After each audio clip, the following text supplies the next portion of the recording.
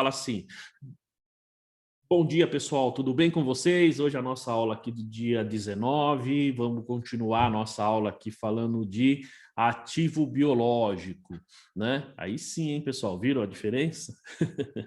Bom, e eu vou postar para vocês essa atividade aí, essa atividade não, esses slides para vocês verem, claro, vai ter atividade também, mas esses slides, porque vocês me fizeram algumas perguntas na semana passada, como que era o custo, na verdade, a Alex perguntou, porque a gente tem uma série de custos, pessoal, vocês podem reparar que, quando ele fala aqui de reconhecimento e mensuração, o CPC está sempre falando, ó, você tem que reconhecer basicamente no momento inicial, durante, só que a gente tem outros gastos além do valor justo, porque, por exemplo, se eu tenho lá um animal, né, dependendo o tipo de animal, você vai ter gasto com veterinário, você vai ter gasto com o alimento, né, com a ração, enfim, você vai ter todo esse gasto.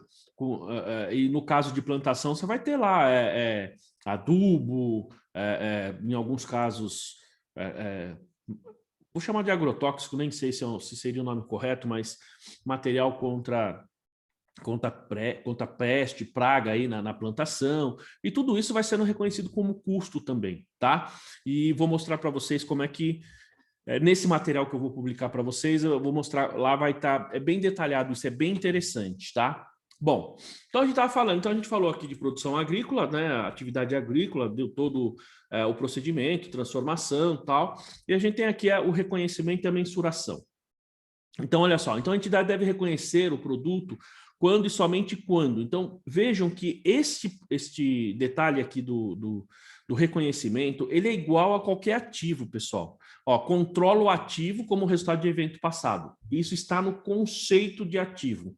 Depois, quando for provável que benefícios econômicos futuros associados com o ativo fluirão para a entidade. Isso aqui também está no conceito de ativo, tá? E outra coisa, ó, o valor justo ou o custo do ativo puder ser mensurado confiavelmente. Isso aqui não está no conceito de ativo, mas está nos critérios de reconhecimento geral quando a gente fala do CPC 0, que é a estrutura conceitual básica. Lá fica muito claro que a gente só pode reconhecer um ativo no momento em que você tenha, aqui no caso, o valor justo ou custo puder ser mensurado confiavelmente e que os benefícios vão fluir para a entidade, tá? Então, é só com isso que a gente pode reconhecer. Aí você vai falar, tá, mas puxa vida, eu tenho um determinado ativo, tá? E aí, não reconheço? Bom, você tem que pensar o seguinte: quando você adquiriu esse ativo, você pagou por esse ativo? Então, se você pagou, você consegue medir pelo menos o custo. Você pode não ser o valor justo, mas o custo você tem na hora que você tem o valor, que você consegue, ou que você sabe exatamente o valor que você pagou. Então, é o mínimo, tá? Isso aqui está muito atrelado, por exemplo, quando você... imagina o seguinte, você tem lá você tem cabeça de gado e nasce um bezerro, por exemplo, e aí como é que você vai medir aquilo? Tá? Então você muitas vezes não sabe. Vocês lembram aquele exemplo que eu dei das galinhas, né? É lógico que quando você tem uma granja, que você vende galinha, é granjeiro, como a gente fala, ali é diferente, tá? Porque vão lá os pintinhos, tal, não sei o quê, depois eles vão os franguinhos, e eles não estão lá para se reproduzir. Então, aquela quantidade que chega é a quantidade, em tese, é a quantidade que sai. Na verdade, é dali para menos, tá, pessoal?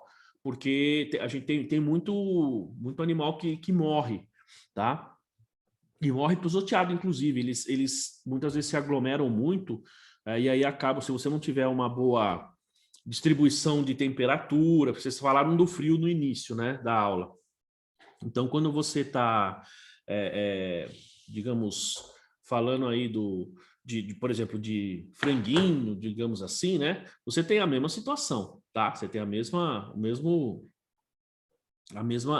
coisa, porque eles se aglomeram, tá?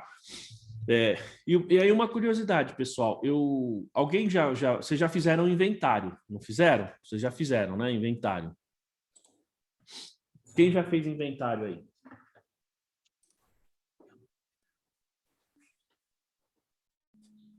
Bom, professor, já participei de inventário contando lá trabalhando em loja. Isso mesmo. Era horrível. Que tipo de produto era, Alex? Trabalhava no ponto frio, meu. Era contar televisão, contar pendrive, contar chip de telefone. Foi de corno. É, Horrível. Não, é, você não tem noção. eu Com a eu loja já... aberta, hein? E a Oi? gente fazia inventário com a loja funcionando. Ah, Então, então, na prática era não um controle pode. absurdo. Ah, o Não, pode, Fabiano... lógico que pode. Vou perder venda? Tá doido? Oi? Eu vou perder venda? Tá doido? A gente fazia um esquema bom. E batia, hein? Ah, é? Na É. prática, se você estiver fazendo isso e a auditoria estiver A acompanhando, não auditoria era a poderia gente, né? fazer. Bom A dia, auditoria era Marcelo, tudo nós. bem? Oi? A gente fazia, a auditoria era nós. Então, porque, claro, eu já fiz. Quando eu A gente fazia. começava, o shopping abria às 10. A gente começava às 8 horas da manhã, fazia as contagens dos principais produtos, dos maiores, que vendia mais. Tinha uma lista. E aí você anotava lá na listagem, e aí a administração mandava quanto que tinha que bater lá com o deles. O físico com o que estava no sistema. Na auditoria, se a gente percebesse esse tipo de procedimento, a gente invalidava o inventário. Tô acertando bem. Professor, 500 lojas, como é que o pessoal ia ter auditoria? Um pessoal para 500 lojas? Fica difícil.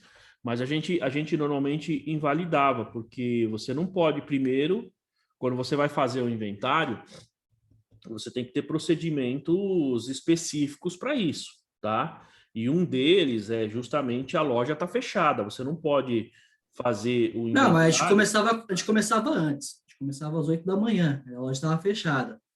Mas só que às vezes era muito produto, e aí ultrapassava um pouquinho. É,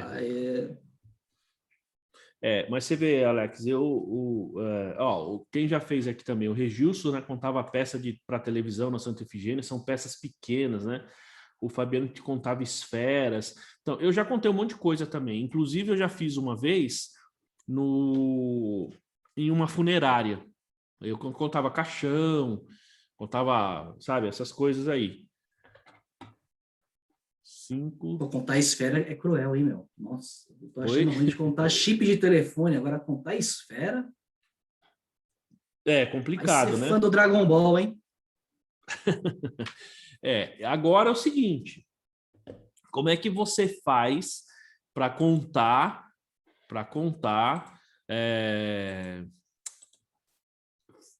frango, por exemplo, lá numa granja, né? Porque quando você vai contar algumas coisas que são grandes, é fácil, né? Na verdade, assim, frango eu nunca contei, mas eu já vacinei, tá? Eu lembro que quando eu era pequeno, eu tinha um primo que ele tinha granja, na época que valia a pena, hoje não vale mais a pena.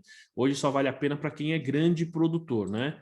E na época todo mundo tinha granja, então meu tio tinha vários primos. E tinha um primo que é muito próximo, né, até hoje. E quando eu era criança, assim, tinha lá meus 12, 13, 14 anos, a gente férias, ia lá, tal, e sempre, quase todo final de semana ia para lá, e a gente tinha que... uma vez eu fui vacinar os pintinhos, eram pintinhos ainda, tinha 2, 3 dias. E aí é o seguinte, hoje para vacinar, evoluiu, né? Então você coloca a vacina na água, então quando os pintinhos, os franguinhos, eles tomam a água, eles já se vacinam automaticamente. Naquela época, como faz tempo, a gente tinha que pegar o pintinho na mão e você vinha com tipo um conta-gotas e pingava no olho do franguinho, do pintinho. Era pintinho, não era nem franguinho, era pintinho. Você tinha que pingar no olho. Como eu disse, hoje já evoluiu. Agora você imagina contar isso. Eu estava num treinamento na KPMG, aí teve lá uns auditores que falaram: "Ih, professor, a gente passou por uma situação dessa daí, foi mó difícil, foi muito difícil a gente contar."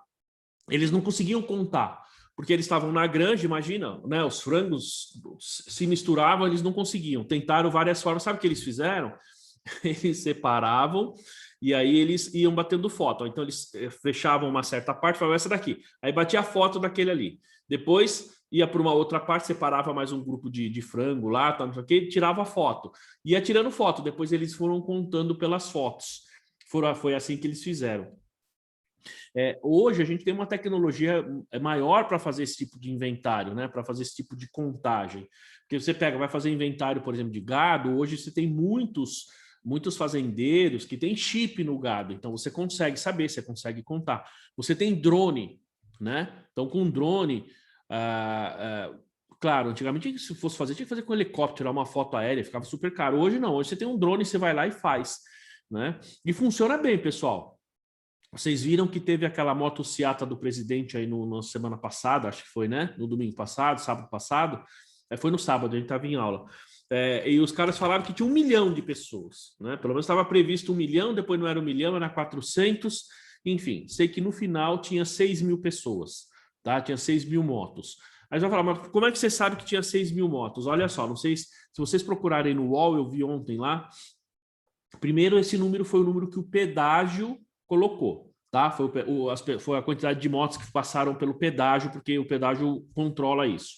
E aí ele falou que tinha 6 mil e não sei quantos. Aí questionaram esse número. Mas ontem, olha só, dentro dessa linha que a gente está falando, teve um rapaz que anônimo, um cara anônimo, ele falou, vou fazer um teste. Ele fez uma contagem, ele usou um sistema que é até público aí, tá? E aí ele, a partir desse sistema, por imagem de satélite, tal, não sei o quê, pelo computador ele conseguiu contar. E olha que interessante, muita gente questionou o número desse rapaz também, aqui de São Paulo, porque ele colocou nas redes sociais, tal.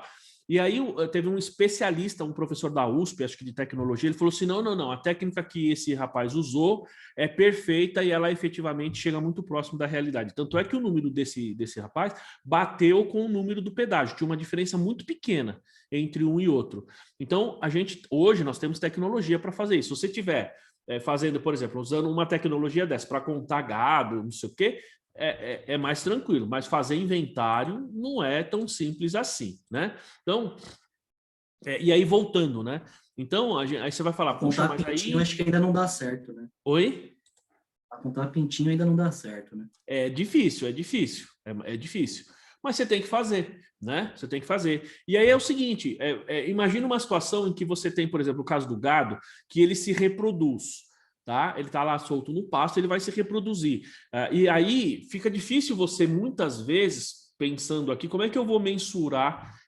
Lógico que no caso de gado, a gente consegue saber. Você tem digamos assim, o custo disso. Então você consegue efetivamente reconhecer um ganho ali, né? Porque, vamos supor, se nascer um bezerrinho e você identifica, você consegue reconhecer um ganho. Agora, imagina que você não consiga, tá? E aí eu não tenho como reconhecer esse ativo, tá? E se eu não, você pega peixe, por exemplo, né? Então como é que você vai contar a quantidade de peixe que você tem? Tem que ser uma estimativa, certo?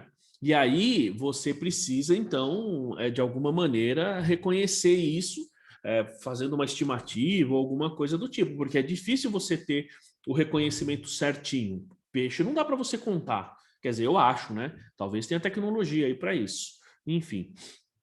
Não tem que ser igual um GPS que eu vi uma vez o cara testando nos Estados Unidos. Era uma tipo... Sabe quando você tem aquela boinha de pesca que você coloca, aquele negocinho que fica boiando, né? Ele tinha um que ele colocava no anzol. Aquele negócio afundava... afundava não, ele ficava... não afundava, ele ficava boiando, mas era uma coisa interessante, que era tipo um sonar e ele via onde estava o peixe. Aí o cara ficava com o tablet, olha só que maravilha, hein? O cara jogava aquele negócio na água para pescar, aquele negócio afundava e ele era um sonar e ele te mostrava no tablet exatamente onde estava o peixe. E se o peixe era grande, se era pequeno, porque mostrava o desenho do peixe, né? Mas nem sempre a gente tem essa tecnologia. E pode acontecer de você não ter como fazer esse registro, né, esse reconhecimento. Então, se isso acontece, muitas vezes, ao invés de eu ter que reconhecer, porque eu não vou conseguir, eu vou acabar fazendo aí só divulgação. Tá? Mas a gente tem critérios, né, pessoal, que normalmente quando você tem esse tipo de procedimento, você consegue reconhecer, é comum. Talvez para a gente que é, digamos assim, mais urbanoide, né, vive muito na cidade, é muito urbano, talvez a gente não conheça essas técnicas, mas quando você tem pessoas que estão o tempo todo só trabalhando com isso, há uma série de técnicas específicas para esse tipo de mensuração, né? Para você poder fazer o reconhecimento. Muito bem.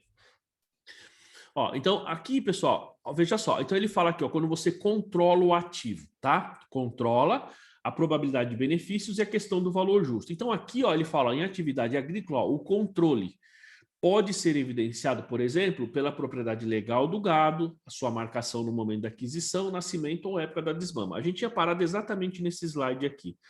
Então, para que eu possa reconhecer, eu preciso ter controle. E esse controle, ó, eu posso ter, como diz aí, a propriedade legal, né? Então, essa propriedade legal pode ser via documento, pode ser o gado que nasceu dentro da sua propriedade, certo? Que aí, se o gado nasceu dentro da sua propriedade, aí não é só gado, qualquer animal, né? Você, embora não tenha um documento atestando, mas ele está dentro da sua propriedade, é seu, né? A marcação, quando você compra, então aquela coisa de você, aquele ferro quente que você marca o animal. Tem uns que, não sei se vocês já viram, tem aqueles bois que tem um furo na orelha, assim, parece um brinco, né? Aquele negócio amarelo, tal, aquilo é tudo marcação do boi, né? E isso pode ser feito, então ele fala, no nascimento ou até a época da desmama, tá, pessoal? Porque o registro contábil, basicamente, se eu não estou enganado, funciona assim. Por exemplo, você pega um bezerro, quando ele nasce, ainda que você tenha intenção de deixar ele para, digamos assim, vamos supor, nasce uma vaquinha lá, você vai deixar ela para ser gado leiteiro, né, para produzir leite, você precisa deixar ele no estoque por um tempo. Tá? Por quê? Porque você não sabe se aquele animal, se eu não me engano, não sei se por 1 ou 2 anos, porque você não sabe se aquele animal vai vingar. É muito comum, né, o animal nascer, tal, ter algum problema e morrer, falecer. Então, você, por enquanto, tem que deixar um tempo no estoque, tá? Fala, isso aqui vai ser gado leiteiro, tá bom. Então, mas você deixa ele no estoque, quando ele atingir uma certa idade, porque aí você tem basicamente uma segurança de que aquele animal vai vingar, digamos assim, né? Ele vai conseguir crescer, vai conseguir se desenvolver, aí você transfere ele para outra conta, tá? Então tem essa passagem também.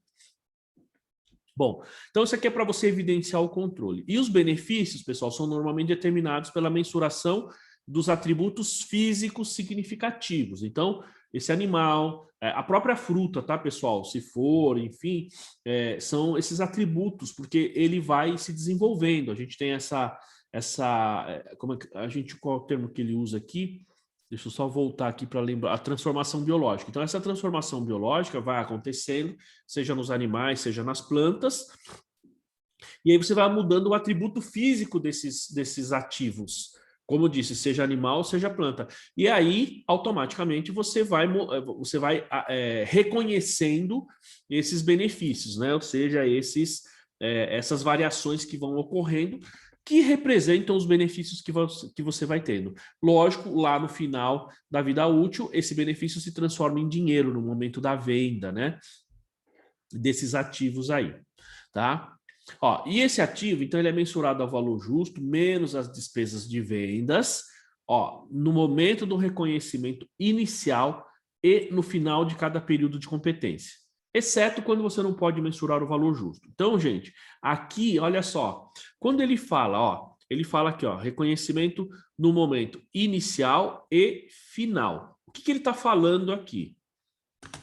Que quando você adquiriu um ativo biológico, no momento da aquisição, ali você já tem que reconhecer o valor justo. Então, veja só, você já, no momento da compra, você pode ter ali um ganho ou uma perda. Naquele momento, tá? No momento da compra, isso já pode acontecer. Por exemplo, eu estou pagando 10 mil reais sei lá, num animal, mas o valor justo dele é 12. Então, eu estou tendo um ganho de 2. Então, de cara, eu reconheço esse animal por 12 mil no meu ativo biológico, sai do meu caixa 10 mil e tem um ganho de 2 mil. E pode ocorrer o contrário. Eu estou pagando 10 mil, mas o valor justo dele é 8. Então, sai do meu caixa 10, reconheço meu ativo biológico por 8 e reconheço uma perda de 2. Logo no reconhecimento inicial. Isso não é comum nos outros tipos de ativo, tá? Porque você tem outros ativos. Por exemplo, propriedade para investimento, que é mensurada a valor justo, eu reconheço inicialmente pelo custo e depois eu apuro o valor justo no fechamento do balanço, na remensuração posterior. E ali eu reconheço ganho ou perda. Mas no caso do ativo biológico, além desse reconhecimento posterior, eu tenho esse reconhecimento que pode me gerar um ganho ou uma perda inicial, no momento da aquisição.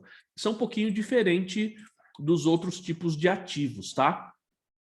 Ó, o produto agrícola colhido de ativos biológicos, aqui, né, frutas e tal, deve ser mensurado ao valor justo menos a despesa de venda no momento da colheita. Então, aqui também é importante, e aí a gente tem que saber, né, que assim, que tipo de cultura você está plantando, qual é a época. Então, quem efetivamente trabalha nessa área sabe, ó, eu vou plantar, sei lá, agora nós vamos começar a entrar no inverno, né, pessoal? Estamos entrando no inverno. Então, nessa época, é uma época boa para morango, por exemplo. Morango é uma época que ele tem no frio, tá? Morango é no frio, morango não é muito no calor, tá? Então, só que a gente precisa ver quanto tempo esse morango demora para ficar, isso em condições naturais, tá, pessoal? Se você tiver, digamos, temperatura artificial, você vai ter morango o ano todo, tá?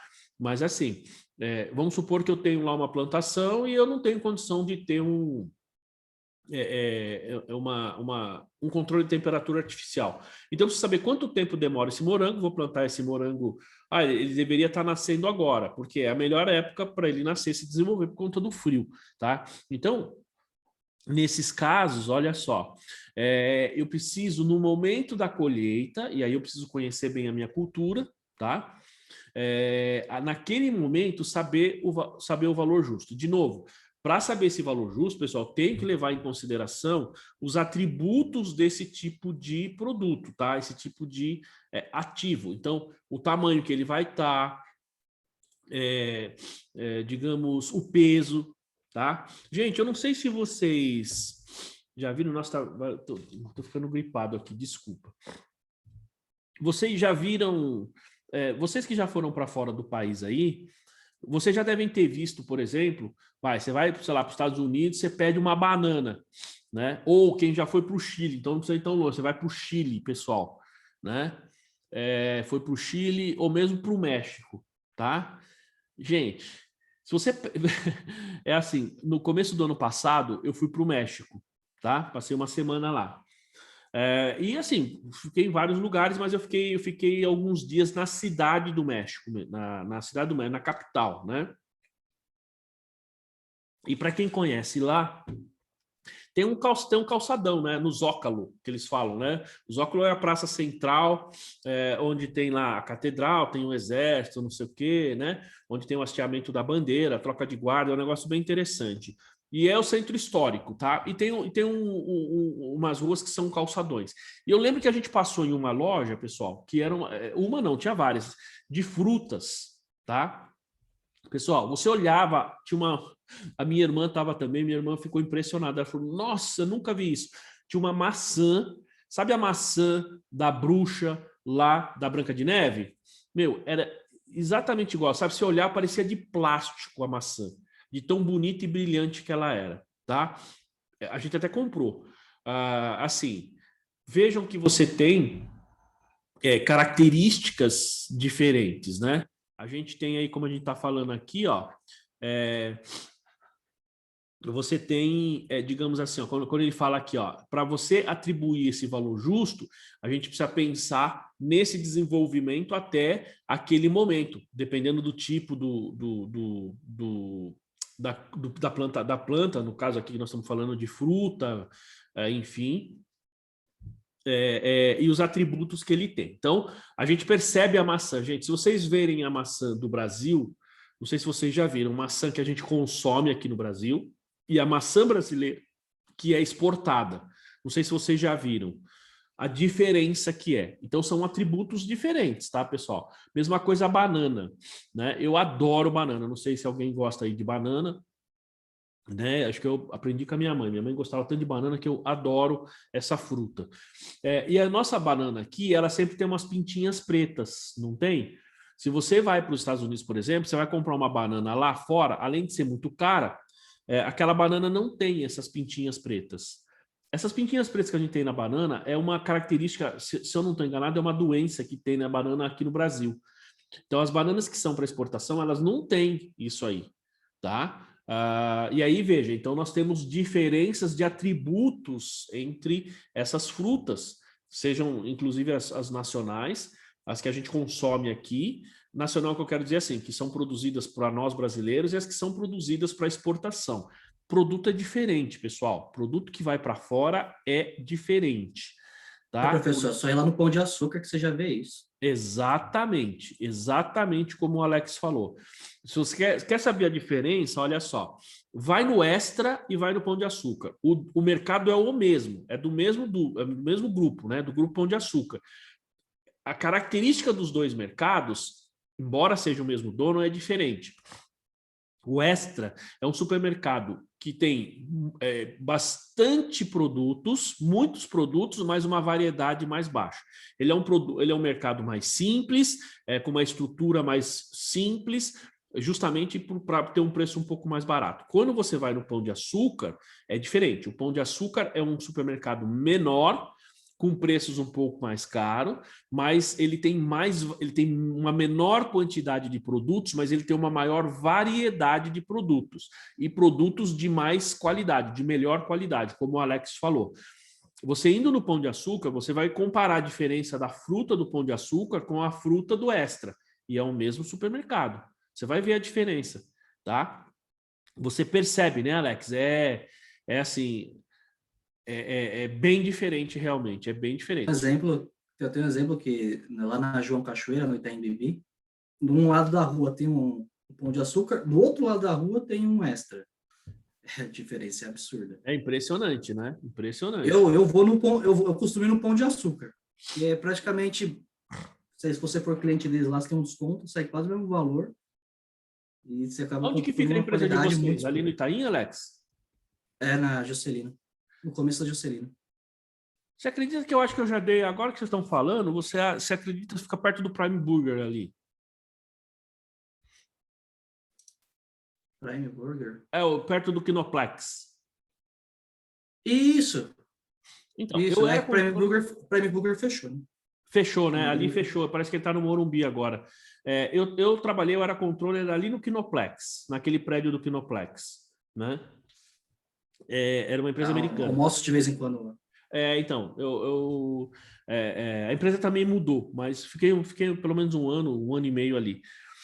E eu me lembro que tinha uma companhia elétrica lá e eu tive uma aluna na graduação, se eu não me engano, que trabalhava, acho que trabalhava com vocês aí, agora que eu tô lembrando, hein? Aí sim, mas não lembro o nome dela, porque isso já faz um bom... É isso mesmo, acho que acho que a Diandra, né? A Diandra foi a Agatha, uma dessas duas. Não sei não, Isso mas mesmo. acho que eu já tive sim. Não é? Agora que você está Foi. falando, que eu lembro, eu nunca associei, agora que você está falando do Itaim, que eu lembrei, porque eu lembro que a empresa dela, que ela trabalhava, ela falava no Itaim. Acho que foi na Aqui graduação. Antes era Queiroz Galvão. É, acho que é isso mesmo. Bom, enfim. Então, pessoal, a gente tem essas características, e como o próprio Alex está falando, e tem toda a razão, você tem ali uma diferença gritante de um produto para o outro.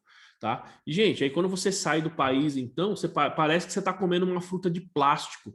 As pessoas falam, eu já vi falar assim, puxa, lá nos Estados Unidos, puxa, essa aqui acho que é feito em laboratório. Não, não é não. Muitas vezes é fruta nossa aqui, produzida aqui no Brasil, que é enviado para lá, mas que não é a mesma que a gente come. Então, essas mudanças, né?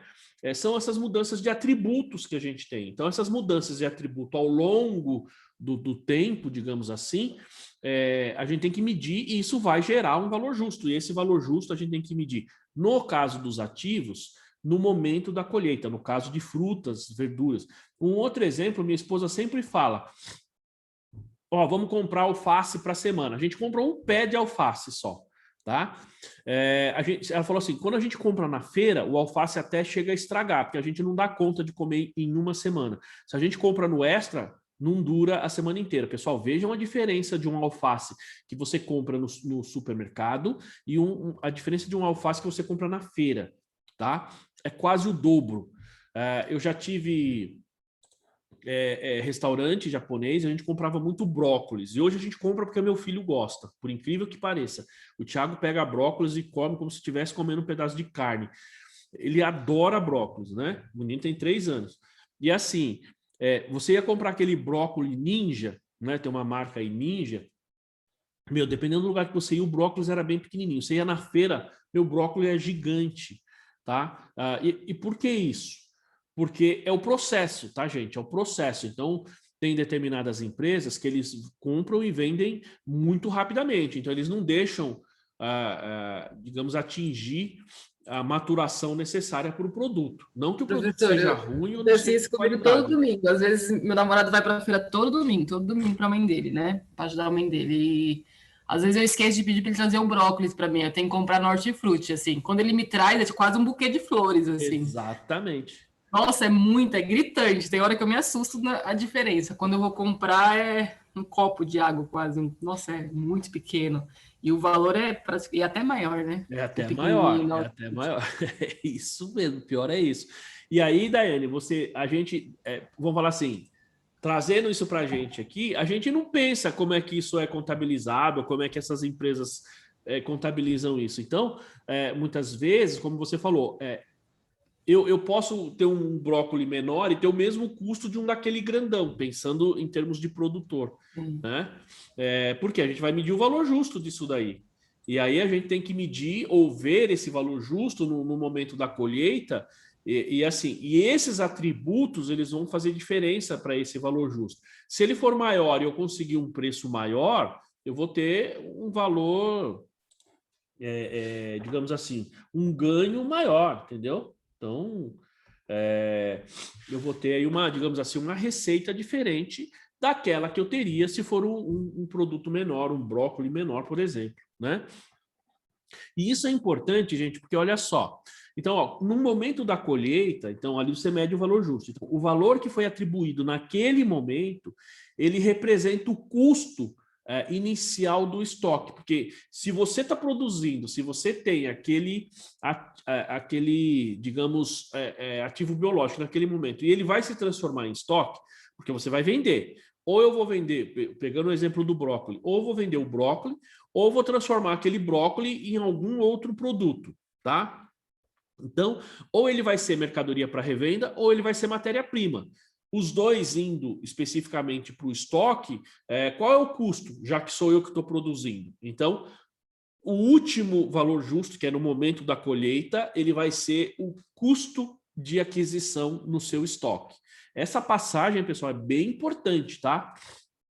O pessoal frisa muito essa passagem aí de um item para o outro. Tá? Ó, a mensuração do valor justo então, do ativo biológico ela pode ser facilitada pelo agrupamento, conforme atributos significativos reconhecidos no mercado, em que os preços são baseados, por exemplo, idade, qualidade, peso, determinado. Quando ele fala aqui qualidade, a gente pode falar de determinado tipo, né? Então, ele fala, a entidade deve identificar os atributos que correspondem aos atributos usados pelo mercado com base na fixação de preço. Então, por exemplo, eu vou comprar um brócolis, por exemplo. Vamos pegar o exemplo do brócolis, tá bom? Então, quais os atributos que eu, digamos, revendedor, porque eu sou produtor, tá? Então, sou a pessoa que vou revender o brócolis, vou trazer, eu sou o feirante, eu sou a pessoa lá do Ceasa. Muitos do Ceasa, a maioria do Ceasa são como é que se diz? Muitos são produtores, tal, né? Mas vamos supor que você seja a pessoa que vai vender direto, o feirante, por exemplo. Então, o que o feirante considera como um atributo importante na hora que você está vendo determinado produto, né? Para quem vai na feira, pessoal, quando você fala, isso daqui, o feirante te fala. Tem feirante que está falando ali mais para vender, mas tem feirante que conhece realmente a fruta. Essa fruta tá boa, essa aqui não sei o que e tal. Né? Então você tem uma série de atributos. Você vai ver o abacaxi. Como é que você sabe se o abacaxi está maduro ou não? Se ele está mais docinho ou não? Claro que docinho a gente só vai saber experimentando, mas você tem alguns indícios disso tudo. Isso tudo são características, né, que, digamos assim, o mercado, né? Então, quando a gente fala de mensuração de valor justo, o que ele está dizendo nesse slide é assim, eu vou mensurar o valor justo de um determinado ativo, e isso que eu estou falando não é só para ativo biológico, pessoal. Quando a gente atribui valor justo para algum ativo, a gente está fazendo isso para basicamente qualquer ativo, ou seja, a visão lá no CPC do valor justo é sempre do ponto de vista do mercado. O que o mercado entende como algo relevante, algo importante para atribuir valor justo para aquele determinado produto, né? No nosso caso aqui, para o nosso ativo biológico. Então, é como eu disse, é o tamanho, é a cor. Então, pensando no brócolis, quando você for comprar brócolis, você vê se ele está com aquelas manchinhas pretinhas, aquelas manchinhas escurinhas. Se ele tiver, é porque aquilo ali já está meio passado, já está passando do ponto, né? Então, também você tem brócolis pequenos, também tem brócolis grande, depende o tipo. Então, tudo isso vai fazer diferença, tá? Tudo isso vai ser, digamos assim, levado em consideração para a mensuração desse valor justo, tá? E, consequentemente, a passagem dele para o estoque. A mesma coisa, idade e qualidade, né? Então, estou vendendo um gado, estou vendendo um porco, né? Estou vendendo um porco e o porco tem que ter tanto peso, tantos quilos. Então, chega na época do Natal, vou matar os porquinhos. Não sei se alguém já viu aí. Eu já fui em vários chiqueiros, tá, pessoal? Já ajudei a castrar porquinho quando nasce e tal. Como eu disse, eu sempre tive parentes no interior. Minha mãe é do interior, tenho vários primos do interior. Então, eu sempre mexia com esses negócios. Eu gosto bastante. E assim, dava até dó castrar os bichinhos. Os porquinhos assim, acabava de nascer, você pegava o bichinho rosinha ainda, né? O porquinho e tal. Aí você vinha com o estilete assim, o bisturi, não estilete, o bisturi, direto no testículo do bichinho e fazia um cortezinho assim, né? O bichinho gritava tal, né? Mas isso faz com que o animal engorde, né? Essa é a diferença entre o boi e o touro, tá? O boi é castrado, o touro não, tá? O touro é para reprodução, o boi é castrado. E aí, Daiane, ele engorda, tá? O porco engorda. Outra coisa que a gente... Daiane, você já viu como que mata um porco? Pelo menos no interior, como mata? Dá muita dó. Deus me livre. Eu morro de dó, professor. Eu penso 1000 vezes em parar de comer todas essas coisas aí por causa disso. Deus me livre. Não, mas... Enfim. Ô, professor, antigamente eu lembro que o meu pai mandava eu ir lá na avícola lá comprar frango, eu escolhia qual que eu queria comer. Eu falava, moça, me dá aquele dali, ó. Aí ela ia lá e matava. Então. Eu escutava só o barulhito. O porco é por choque, não é uma coisa assim? Você dá um choque? Depende. Se você está matando em produção, você tem algumas técnicas para isso aí. No caso do frango, também dá dó. Se você vai numa avícola, por exemplo, principalmente as de bairro, você vai ver uns funis bem grandes assim. Ó. Eu sei. Já viu aquele funil? Sabe como que mata ali o frango, Daiane? Não, já vi que eles descartam, né? Os que não tá bom, vai lá e descarta vivo, assim, aí o bichinho morre, né? Mas eles já colocam uma coisa assim. Eles colocam naquele funil e aí ele fica no funil com o pescocinho para baixo do funil. E aí ele vai e faz um corte no pescoço do frango. E aí o frango morre de hemorragia. Né? Na prática ele tem hemorragia. Por que é feito isso? Para a carne não ficar dura e o sangue não ficar no porco. Porque quando você vai para o interior, vocês já viram, na minha avó fazia muito isso. Você pega o pescoço do frango e pumba, torce, você quebra o pescoço do frango ali, ele morre na hora. Mas nesse caso, você tem o sangue do frango, ele fica e a carne fica... Por isso que você tem algum lugar que você vai que eles falam assim, você tem frango e tem frango caipira. Você pode reparar que a carne do frango caipira é mais dura e mais escurinha, né?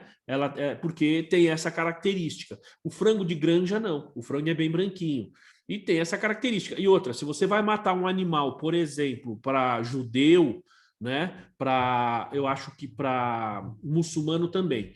Mas você tem toda uma técnica para isso. Você tem que ter um jeito certo de matar, você tem uma posição certa, que se você fizer diferente, eles não compram sua carne. Então, os produtores brasileiros que vendem, por exemplo, para o Oriente Médio, eles constantemente têm visitas dessas pessoas que vão ver, porque você tem um aspecto religioso para os judeus, até para os muçulmanos, como você está matando o animal. Que se você matar fora do procedimento que diz a Torá ou o Alcorão, eles não vão comprar esse produto de você, né? E aí é complicado, ó, como o Alex falou, às vezes dependendo do jeito que a pessoa mata ali, você coloca... O porco, pessoal, é complicado, porque dá dó, porque o porco sabe que vai morrer, o bicho grita, né? Grita muito para quem vai para o interior aí pega uma faca grande e levanta o braço do porco assim, enfia a faca aqui, aí por baixo aqui, né? Como se fosse aqui, supostamente pelo sovaco do porco, a faca chega no coração e o bichinho morre. Dá dó. O bicho grita muito, dá muita dó. Agora, também não vamos deixar de comer o animal por conta disso, né? Porque Deus colocou eles no mundo para ser alimento nosso e isso está lá escrito. Mas que dá dó, dá. Dá dó, dá. Deveria matar os animais. Hoje a gente tem técnicas para matar com menos sofrimento, tá? Para matar boi, pessoal, antigamente tinha gente que pegava e matava o boi a marretada, dava marretada na cabeça do boi, muita dó, muita dó.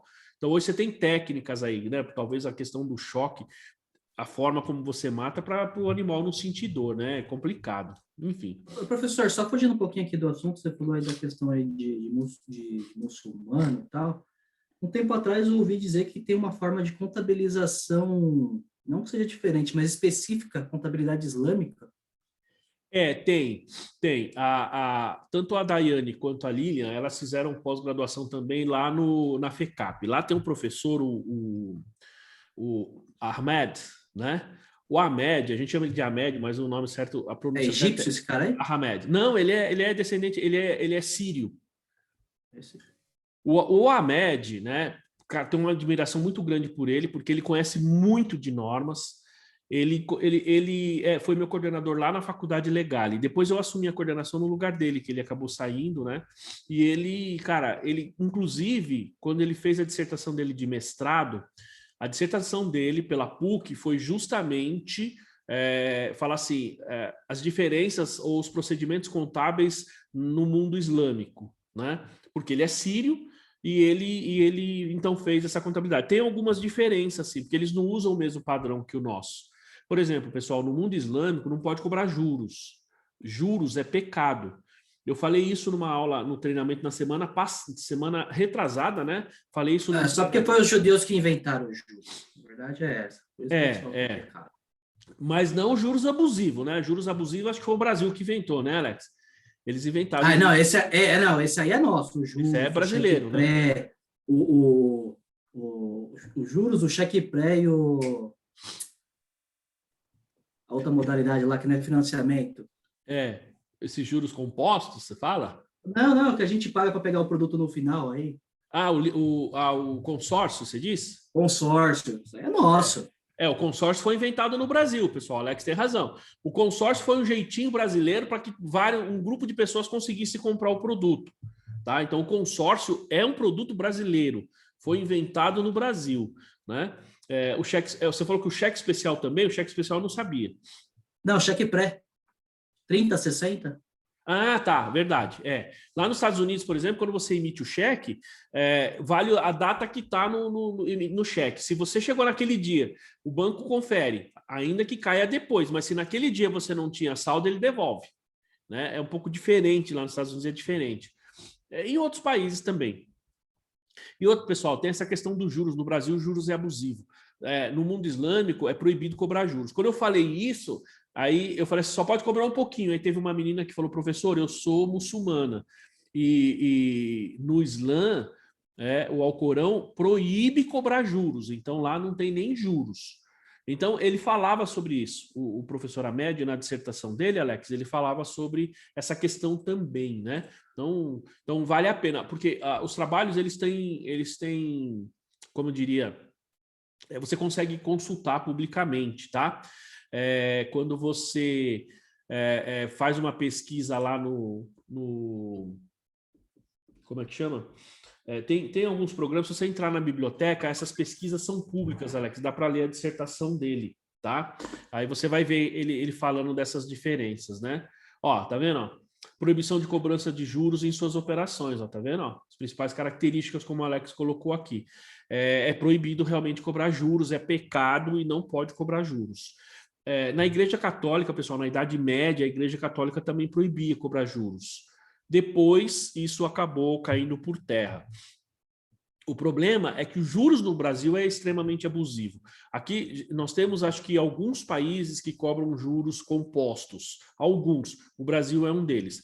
Você vai nos Estados Unidos, você vai fazer um financiamento de imóvel, carro, é tudo juros simples, pessoal. Tá? É tudo juros simples. Tudo bem, Darlene? Como é que você está? Seja bem-vinda aí à aula. Tá? Então, é tudo juros simples. Só no Brasil e mais alguns países, se eu não estou enganado, países africanos e alguns ainda são ditadura, é que a gente tem juros compostos. Né? Então, aqui é tudo extremamente caro. Então, imagina como seria muito mais fácil, muito mais barato nós fazermos um financiamento com juros simples. Certo? Eu tenho certeza que a economia ia girar muito mais, mas não. Né? Isso fica inviável para todas as... Quer dizer, para todas as camadas não, da classe média para baixo, né? Que a classe alta não está preocupada com isso, tá? Bom, continuando aí, pessoal. Então, a gente olha esses atributos todos para a gente, então, atribuir valor, mensurar o valor justo. Se a gente perguntar para a mulherada aí, né? Meninas, tem muitas essas perguntinhas do TikTok, né? Fala assim, vocês trocariam o namorado de vocês pelo Brad Pitt, por exemplo, ou pelo Cristiano Ronaldo, né? Vocês trocariam? Então, bom, veja, se você fizer isso, claro, vale para os meninos também, né? Ao fazer isso, o que nós estamos comparando, pessoal? Nós estamos vendo padrão de beleza, né? Nós estamos vendo o porte físico, a gente está vendo, enfim, uma série de atributos, até condição financeira, porque tem, para algumas pessoas, a condição financeira é importante.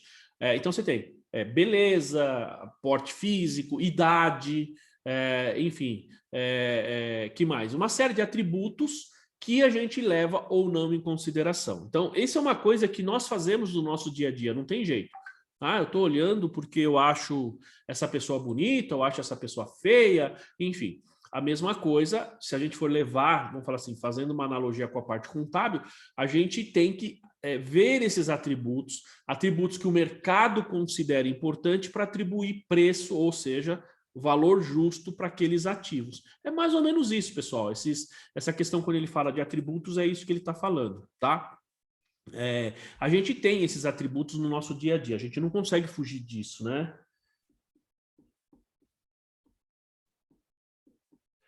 Entendeu?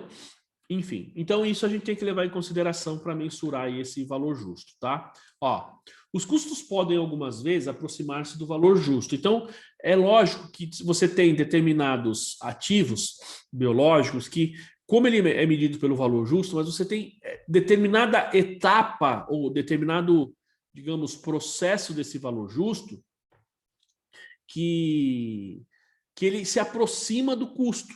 Tá? Por quê? Porque naquele momento ou naquele estágio de determinados ativos biológicos, a gente não tem uma diferença muito grande, ou seja, ele evoluiu muito pouco ainda. Essa transformação biológica foi muito pequena. Então, ele fala aqui, então os custos podem algumas vezes se aproximar do valor justo, particularmente quando uma pequena transformação biológica ocorre desde o momento inicial. Por exemplo, mudas plantadas no período imediatamente anterior ao encerramento das demonstrações contábeis ou gado recém-adquirido. Ou seja, você está fechando o seu balanço e ele está muito próximo. Vamos lá, você comprou o gado, eu não vou falar isso, tá? Mas, por exemplo, você pega o eucalipto, você plantou em junho, julho, para fechar o seu balanço em dezembro, praticamente a mudança é mínima, tá? Então, o custo seria muito próximo do valor justo. Se você vai falar isso de um gado, pessoal, em 6 meses o animal já se desenvolve bastante. Se você está falando de alguns tipos de planta, né, de alguns tipos de... Pode ser planta também, né? Pode ser aí flor, esse tipo de coisa. Mas se você está falando de algum tipo também de verdura, legume, como a gente falou aqui, fruta, pode ser que em 6 meses a fruta já esteja estragada, inclusive, já não dá nem mais para consumir. Tá? Então, claro que isso vai depender de ativo para ativo. Mas quando, vamos supor, você tem o custo de aquisição de determinado ativo em novembro, em dezembro você está fechando o balanço. Muito pouco de alteração, tá? E outro, não se espera que o impacto da transformação do ativo biológico sobre o preço seja material. Isso ocorre, por exemplo, ele fala aqui, por exemplo, para o crescimento inicial da plantação de pinos, cujo ciclo de produção é 30 anos. Gente, se vocês lembrarem, né? Não sei se foi a Darlene que comentou, mas assim, a gente tem pinos na Europa, eu li outro dia, que chega a quase 100 anos para você poder ter ele pronto, né, para produção. Isso acontece também com as tâmaras. Não sei se vocês já ouviram aquele ditado que diz o seguinte: quem planta tâmaras não colhe tâmaras. Já ouviram esse ditado? Muita gente não sabe por quê. Porque quando você planta um pé de tâmara, pessoal, para ele dar as primeiras frutas, demora quase 100 anos. Então, quem planta não colhe. Quem vai colher é o filho, é o neto, tá? Então, uma planta desse tipo, imagina que você tenha logo, ou às vezes até no começo do ano, tá? Mas a mudança é tão pequena com relação à data do balanço, que você não tem uma mudança considerável, consequentemente, o valor justo e o custo de aquisição vão ser muito próximos um do outro, tá? Eles vão ficar aí muito próximos, muito parecidos, tá? Bom, falar, ativos biológicos são muitas vezes implantados na terra. Então, por exemplo, árvores de floresta plantada. É o caso de eucalipto, por exemplo, muito provavelmente é o caso da Darlene lá da empresa dela, né? Ó, pode não existir mercado separado para os referidos ativos. Ou seja, então, imagina, eu tenho uma área de reflorestamento, acho que é exatamente o exemplo que ele dá aqui, tá? Só que aquela área de reflorestamento, eu não vendo as árvores, eu tenho que vender tudo, é o conjunto. Então, ó, mas pode existir mercado ativo para a combinação deles, isto é, para os ativos biológicos, a terra nua e terras com melhorias como um conjunto. Então, nesse caso, eu não consigo, muitas vezes, medir o valor justo só das árvores que eu plantei, mas eu consigo medir o valor justo, por exemplo, da terra mais as árvores. Eu consigo medir o valor justo dos dois. Então, aí eu vou fazer essa mensuração e, a partir daí, né, eu falo, ó, a entidade pode usar informações sobre ativos combinados para mensurar o valor justo dos ativos biológicos. Como é o caso, ó, o valor justo da terra nua e da terra com melhorias pode ser deduzido do valor justo dos ativos combinados, visando obter o valor justo do ativo biológico. Ou seja, eu vou pegar a combinação desses ativos e vou fazer uma estimativa. Então, vamos lá, eu tenho uma terra e aí eu vou plantar a árvore. Então, a árvore seria o meu ativo biológico, certo? A terra, muitas vezes, ela está lá como...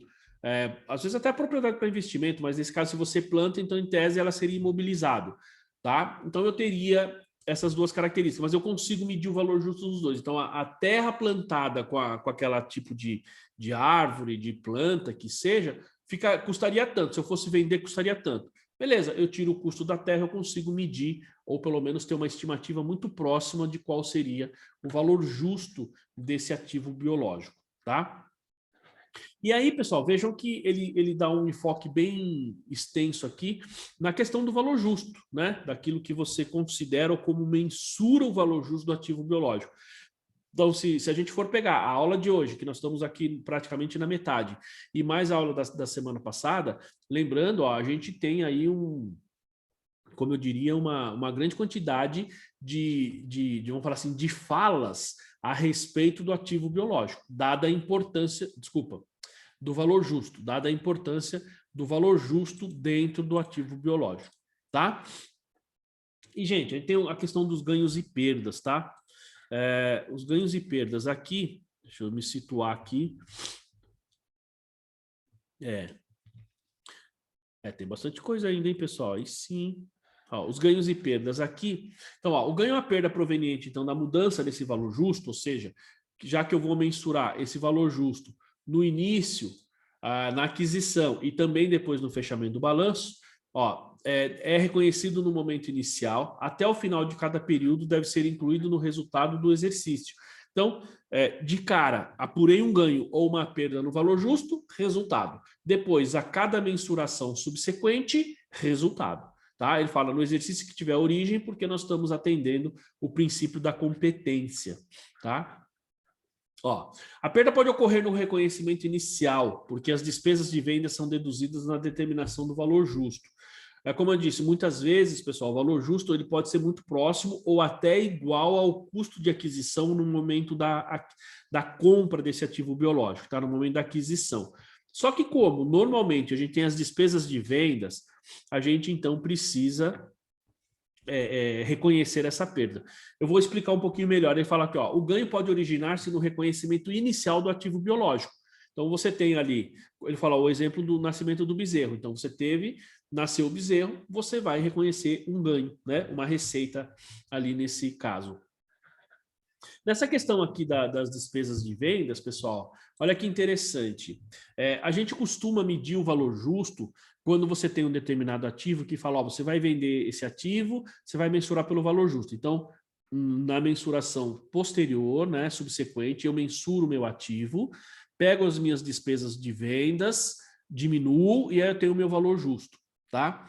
No caso aqui do ativo biológico, veja que isso acontece na aquisição. Então, eu estou adquirindo meu ativo biológico e o que acontece? Desculpa, deixa eu fazer uma comparação um pouco mais fácil para o nosso entendimento. Eu estou adquirindo um ativo imobilizado e esse ativo imobilizado está vindo para mim via valor justo. Eu não tenho um custo de aquisição, então ele está vindo, eu fiz uma negociação, por exemplo, com o meu devedor, ele está me devendo um dinheiro, está me pagando essa dívida com ativos, por exemplo, um ativo imobilizado. Então eu vou medir o valor justo desse ativo, tá? Como a gente já viu, e vou reconhecer no meu imobilizado, perfeito? Eu simplesmente vou mensurar o valor justo e reconheço no meu imobilizado. Aqui, pessoal, no ativo biológico, eu preciso mensurar o valor justo menos as despesas de vendas. Eu já faço isso no reconhecimento inicial. Então, valor justo menos as despesas de vendas. Esse é o valor que eu vou reconhecer no meu ativo biológico, tá? E aí sim ele pode, a partir desse caso, então a partir dessa situação, gerar aqui um ganho ou uma perda logo no reconhecimento inicial, o que não acontece necessariamente em outros ativos, tá? No ativo biológico sempre acontece. Ó, o ganho-perda, então, proveniente desse reconhecimento inicial, ele fala aqui, ó, do produto agrícola ao valor justo, menos as despesas de vendas, deve ser incluído no resultado do período em que ocorrer. Então, quando eu estou colhendo e transferindo ele para o custo, ali eu também posso ter uma perda, tá? Posso ter uma perda ou um ganho. Então, ó, o ganho ou a perda pode originar-se no reconhecimento inicial do produto como resultado da colheita. Então, fiz a colheita, vou transferir para o meu estoque, tá? Neste momento, eu preciso fazer o mesmo procedimento. Vou medir o valor justo, vou mensurar, né? Vou mensurar o valor justo, menos as despesas de vendas. Posso ter um ganho ou uma perda. O que vai para o meu estoque é o valor justo menos despesas de vendas, tá? E aí a diferença entre o que eu teria em termos de custo, digamos assim, seria aí um ganho ou uma perda que vai para o resultado. Tudo bem, pessoal? Nesse caso aí, ó, é lógico que quando a gente sempre fala valor justo, ele sempre pergunta aqui, ele sempre dá um indicativo, né? Dizendo assim, olha, então você precisa mensurar o valor justo, mas a gente sabe que nem sempre isso é possível. Então, a maioria dos CPCs fala isso, ó, há uma premissa de que o valor justo de ativo biológico pode ser mensurado de forma confiável. Então, entende-se, pessoal, acredita-se que a gente consiga mensurar o valor justo desses ativos biológicos. Da onde vem isso? Tal premissa pode ser rejeitada caso cujo valor deveria ser cotado pelo mercado. Porém, esse não o tem disponível. E as alternativas para mensurá-los não são claramente confiáveis. Seria só nesse caso, porque uma boa parte dos itens, pessoal, de ativo biológico, tem cotação de mercado. Você pega gado, animal, né? Você tem bolsas você tem a bolsa de valores lá, que a gente chamava de BMF, né? Ela tem as cotações desses ativos biológicos. Então, você tem muitos deles. Por exemplo, você pega boi, por exemplo, você tem o canal do boi, né? Não sei quem já viu aí o canal do boi. Ele fica o tempo todo lá falando leilão, ele dá a cotação. Quem já viu fala assim, a cotação do boi hoje. Aí ele dá os mercados, se é em São Paulo, se é no interior, tem algumas cidades do interior, eu acho que é Araraquara, se não me engano, né? Ele fala, então a cotação do boi em tal cidade, Mato Grosso, acho que em Chicago também, você tem a Bolsa de Chicago. Então, ele te dá, você tem esse tipo de mensuração. Tem outros que não, tá? Tem outros que você realmente não vai ter, mas a maior parte você consegue saber. Gente, isso ocorre porque esses produtos eles estão sendo negociados há muito tempo e o mercado é muito amplo. E você tem esses produtos sendo comercializados na maior parte do mundo. Tá? Então, você consegue saber o valor justo considerando aqueles 3 inputs, né? Primeiro, o valor de mercado, segundo, operações semelhantes, e no terceiro, se você não tem, aí você iria pelo custo, basicamente, tá? Bom, quando você não tem ele claramente confiável, que pelo CPC 46 é o terceiro input, ele teria aqui, ó, então, nessas situações, o ativo biológico é mensurado ao custo, menos qualquer depreciação ou perda. Então, sempre valor justo, tá? Se eu não consigo mensurar, custo. E aí, ele está até sendo repetitivo, porque ele já falou isso lá atrás, mas aqui ele está dando enfoque nesse ganho ou nessa perda. Aconteceu, resultado do período no momento em que ocorrer esse ganho ou essa perda, tá? Ó, quando o valor justo desse ativo, então ele torna mensurável, então vamos supor, ó, eu tenho um ativo que eu estou ali efetivamente mensurando ele pelo custo, tá? Por quê? Porque eu não tenho o valor justo, mas surgiu aí uma certa situação no qual esse valor justo ele passa a ser mensurável de forma confiável. Então, quando o valor justo do ativo biológico se tornar mensurável de forma confiável, então uma entidade deve mensurá-lo ao seu valor justo menos as despesas de vendas. Tendo diferença, automaticamente vai ser ganho ou perda, né? Você vai gerar um ganho ou uma perda aí. Professor, diga lá. Uma dúvida aqui. A gente está falando aí no caso do ativo biológico. Então, sei lá, a laranjeira é um ativo biológico. Na laranja, né? Não, o pé de laranja é o produto agrícola, não é o ativo biológico? Não. O pé da laranja, ele é planta portadora, é imobilizado. Tá. É meu imobilizado. A laranja, sim, é um ativo biológico. Entendi. Pô, como é que você vai ficar mensurando? A laranja vai, sei lá, tá pequena, tá crescendo? Como é que vai ficar mensurando isso? Então, Alex, isso sempre, essa é a dificuldade, né? Isso sempre vai ser por estimativa. Tem que ser por estimativa.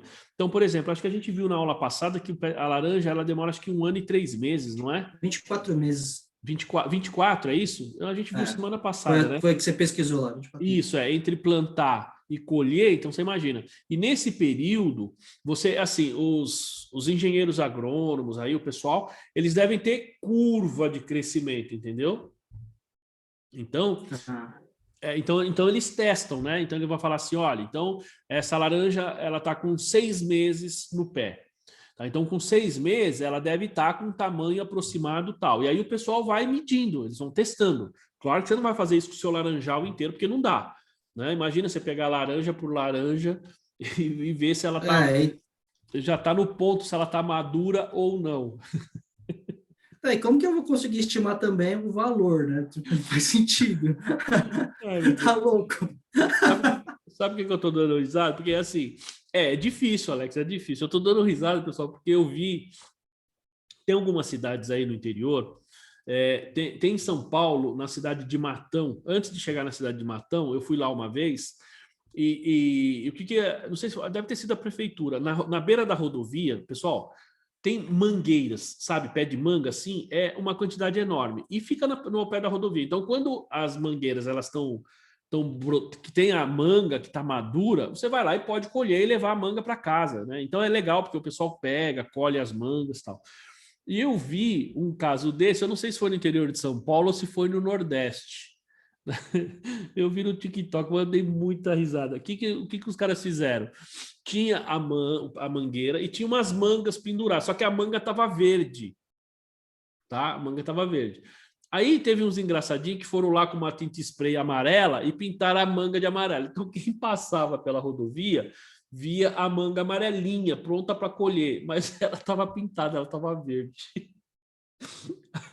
Aí ela enganava, né, Alex, no valor justo. Nossa, eu chorei de tanto dar risada. Que a mulher foi colher, quando ela viu, estava pintado, né? Sacanagem da galera.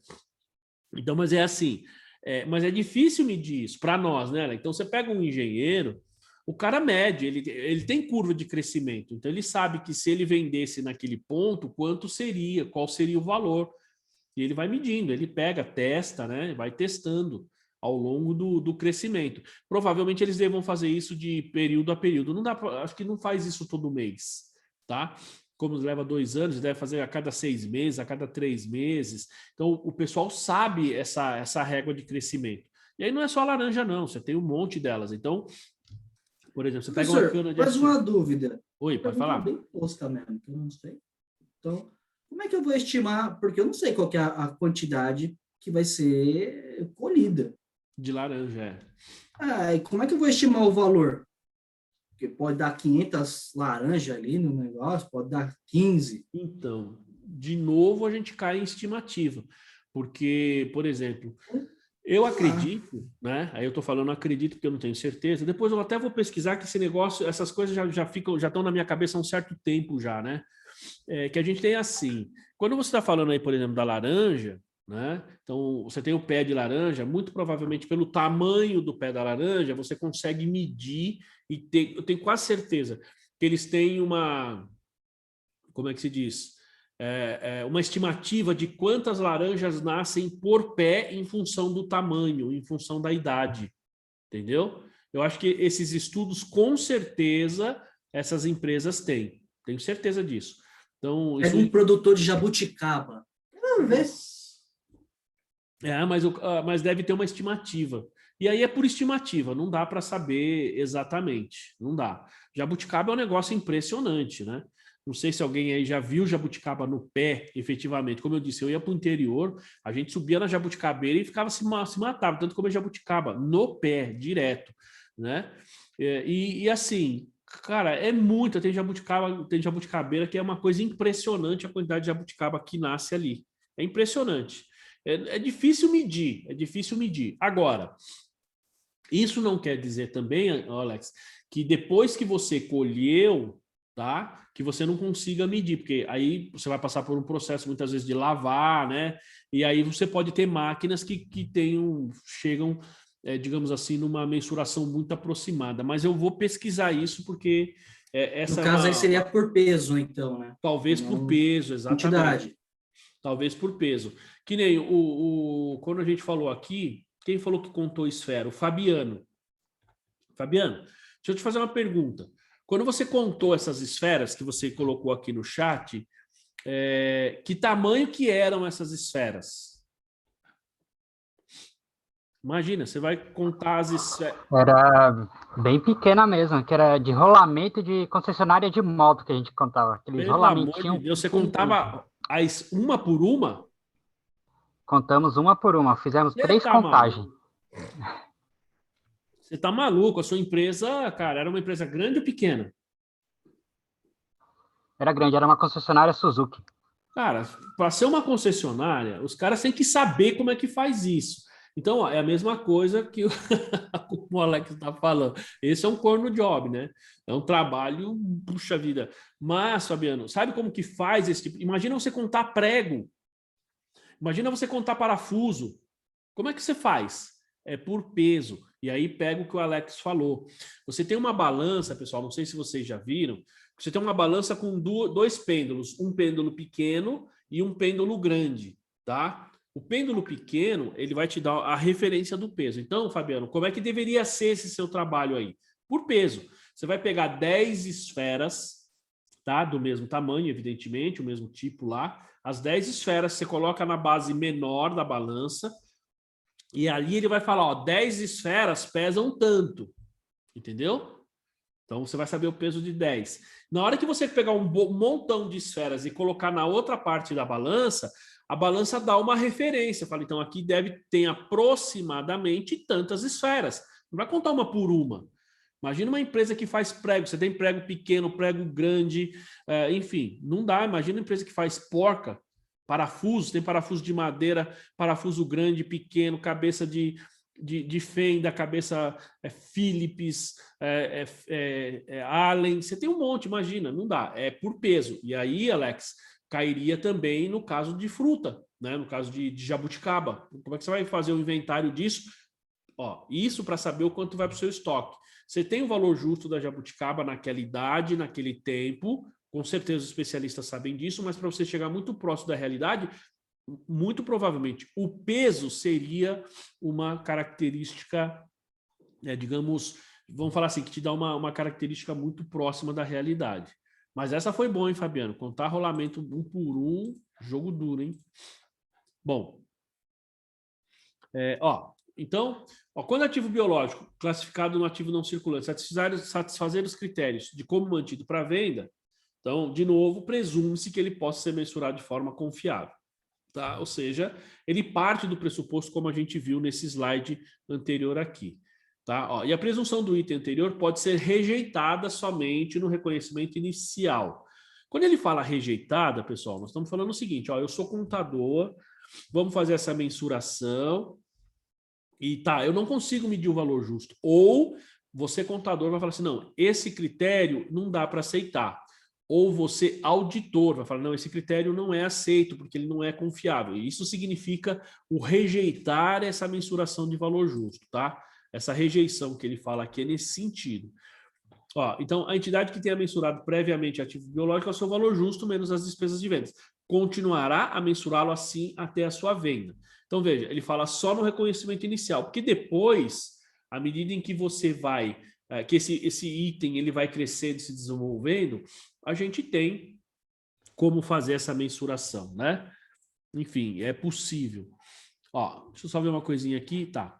Então só vou finalizar isso aqui, a gente para o café, tá, pessoal? Em todos os casos, a entidade então deve mensurar o produto agrícola no momento da sua colheita o seu valor justo menos despesas de venda. Então, ou seja, na hora que você está cortando ou abatendo o animal para mandar ele para o estoque. Esse pronunciamento assume a premissa de que o valor justo do produto agrícola no momento da colheita pode ser, olha o que ele fala, sempre mensurado de forma confiável. Tá vendo? Ele fala sempre mensurado de forma confiável. Então, na determinação do custo, depreciação, perda por irrecuperabilidade, ou seja, por impairment, então ela tem que considerar o que diz o CPC 16, o 27 e o 01, para que eu possa, então, pegar esse custo que eu mensurei de forma estimada, valor justo, né? Mas lembrando que é uma mensuração confiável e que eu vou transferir isso para o meu estoque imobilizado, qualquer que seja o ativo, tá? Gente, eu vou parar aqui, faltam 8 minutinhos, mas eu vou parar aqui para a gente poder, então, depois do café, voltar no novo assunto, né? Para a gente não iniciar aqui, se bem que o outro tem algumas coisinhas e a gente depois já vai para a finalização, tá? Mas é assim, a gente sempre tem essa, digamos, mensuração de valor justo de forma confiável. A gente parte desse pressuposto, tá? Isso é importante. E uma coisa que acho que chama muita atenção é a gente lembrar o seguinte, e sempre que eu dou os treinamentos, isso é uma coisa que fica sempre muito em dúvida. Como que eu transfiro isso para o meu estoque? Então, a gente tem que lembrar que eu mensuro o valor justo na data da colheita ou na data do abate, e vocês estão vendo que a norma parte do pressuposto que isso é possível ser feito sempre, e aí é o custo de aquisição para o outro ativo. Tudo bem, pessoal? Até aí? Tranquilo? Dúvidas? Suave, né? Então tá. Pessoal, vamos então tomar o cafezinho, tá bom? Então são 9h53, então 10h10 a gente está de volta, beleza? 20 minutinhos aí, 10h13 mais ou menos, a gente está de volta, tá bom? Então, só lembrando, eu vou fechar o link aqui, vou sair da sala e depois a gente volta no mesmo link. Beleza, pessoal? Até daqui a pouquinho.